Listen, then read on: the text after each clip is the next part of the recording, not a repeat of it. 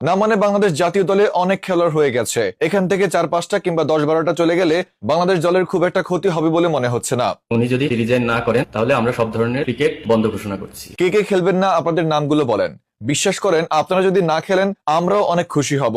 না মানে বাংলাদেশ জাতীয় দলে অনেক খেলোয়াড় হয়ে গেছে, এখান থেকে 4-5টা কিংবা 10-12টা চলে গেলে বাংলাদেশ দলের খুব একটা ক্ষতি হবে বলে মনে হচ্ছে না। কেননা কথায় আছে, দুষ্ট গরুর থেকে শূন্য গোয়াল অনেক ভালো। তাই যদি একটু বলতেন আপনারা কারা কারা জাতীয় দলে খেলবেন না, তাদেরকে জাতীয় দল থেকে বাদ দিয়ে আমাদেরকেও একটু উদ্ধার করেন। বিশ্বাস করেন আমরাও চাই না আপনারা জাতীয় দলে খেলেন। বছরের পর বছর জাতীয় দলে খেলেও যেহেতু আজ পর্যন্ত কিছু ছিঁড়তে পারেননি, তাহলে আমরাও বিশ্বাস করি আপনারা জীবনেও কারো কিছু ছিঁড়তে পারবেন না। তাই আপনারা দলে খেলুন কিংবা না খেলুন, তাতে বাংলাদেশ দলের কিচ্ছু আসে যায় না। তার থেকে বড় কথা, আমরাও চাই না আপনারা বাংলাদেশ দলে আর খেলেন। আপনাদের দ্বারা আর যাই হোক খেলাধুলা হবে না, বরং আপনারা মাঠে গিয়ে কৃষিকাজ নয়তো হাল চাষ করেন, সেটাই আপনাদের দিয়ে অনেক ভালো হবে।